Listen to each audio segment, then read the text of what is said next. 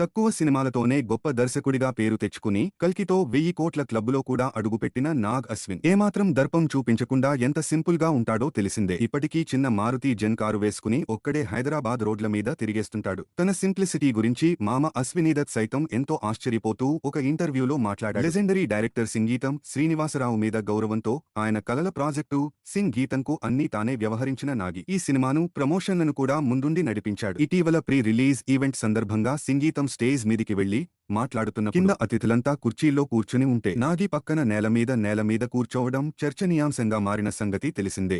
ఆ సమయంలో నాగి చెప్పులు కూడా వేసుకోలేదు. అయితే సింగీతం మీద గౌరవంతోనే నాగి కింద కూర్చున్నాడని, అందుకే చెప్పులు కూడా వేసుకోలేదనే చర్చ జరిగింది. ఈ ఫోటోలు వీడియోలు సోషల్ మీడియాలో వైరల్ అయ్యాయి. కొందరు నాగిది అతి వినయం అంటూ కౌంటర్లు కూడా వేశారు. దీనిపై తాజాగా నాగి స్పందించాడు. తనకు సింగీతం మీద ఎంతో భక్తి ఉన్న మాట వాస్తవమే అని. ఆయన స్టేజ్ మీదికి వెళ్లినప్పుడు తాను కంఫర్టబుల్ గా కింద కూర్చుని ప్రసంగాన్ని తిలకించినట్లు నాగి చెప్పాడు. కింద కూర్చున్నప్పుడు చెప్పులు ఉంటే ఇబ్బంది కాబట్టి వాటిని తీసి ముందు పెట్టుకున్నాను తప్పితే అందులో ప్రత్యేకంగా స్వామి భక్తి అనేదేమీ లేదని తేల్చేశాడు నాగి. తాను కింద కూర్చోవడాన్ని పెద్ద విషయంగా చూడాల్సిన అవసరం లేదని, దానికి స్వామి భక్తికి సంబంధం లేదని చెప్పాడు నాగి. ఇక జూన్ 11కు అనుకున్న సినిమాను ఒక రోజు వాయిదా వేయడానికి మూవీ రెడీ కాకపోవడమే కారణమని, పూర్తిగా సంగీతంతో ముడిపడ్డ సినిమా కావడంతో రీ రికార్డింగ్, పోస్ట్ ప్రొడక్షన్ కార్యక్రమాల్లో కొంత ఆలస్యం జరిగిందని నాగి వెల్లడించాడు.